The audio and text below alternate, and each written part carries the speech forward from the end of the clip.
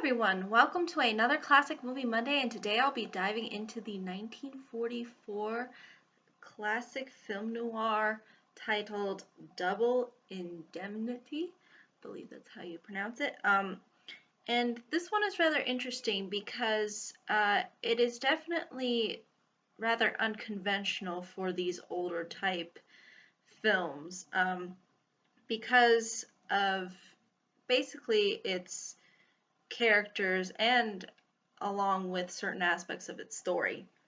Now, in particular, this film follows the story of an insurance salesman named Walter Keff, who ends up getting involved in an insurance fraud scheme with Felice Dietresson.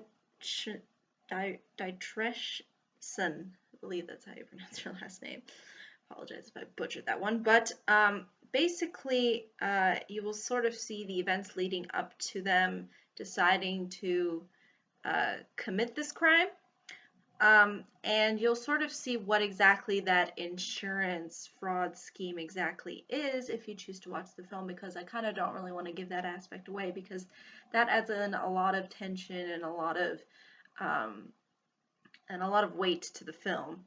So basically, what I think this film is noted for is its acting. I mean, the performances from all of the people do stick out, and they are well crafted and written. And what's great about this particular film is again, unlike other films around this era, we're focusing on two people who are actually villains, who commit a heinous crime, and you'll sort of see the effects of that crime.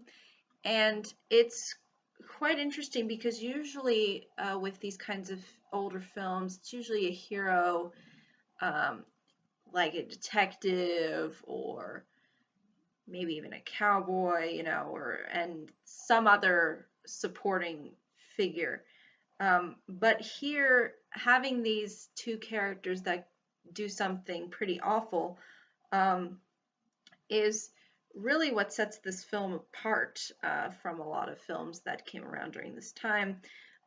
What also is really interesting too is not only do you see them commit the crime, but you also see the after effects. And the after effects, at least of the crime, really do create a lot of tension surrounding the two characters. They start to get very scared of being caught, and you sort of feel that tension. And that's what the film really does a good job of selling to the audience, is that possibility of them being caught.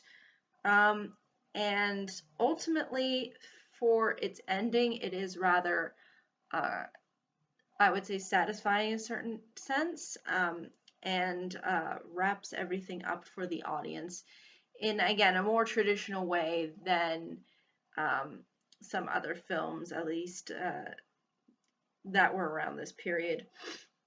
And this is one particular film that I would recommend to people who do in particular enjoy the 40s era of filmmaking, who really like that old style, who like the atmosphere, like the sense of, communication between the characters, and just having everything kind of just more stripped down, to where, there's not a huge amount of, effects and spectacle. It's just the story involving these two characters in particular. So if you like those kinds of films, then again, this will appeal to you. However, if you're more into the updated films, as in the more recent films that have come out over the years, this may not be your cup of tea.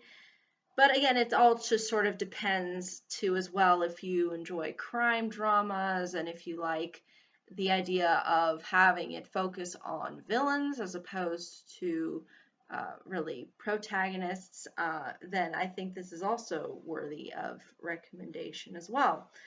But I think that's really all I can say about this film without really giving too much away. It is quite interesting, and I think definitely worthy of looking into if you're really interested in these older type films, and if you want to see in particular a film that, at least for its time, was trying to do things maybe a little bit differently and still maintain the conventional elements of the period. But I think that's really ultimately all I can say, though. If there are any questions, comments, concerns, I would be more than happy to answer them. But thank you so much for watching. I hope you all have a pleasant day, week, month, and year, and I hope to see you all in the next video. Take care. Bye.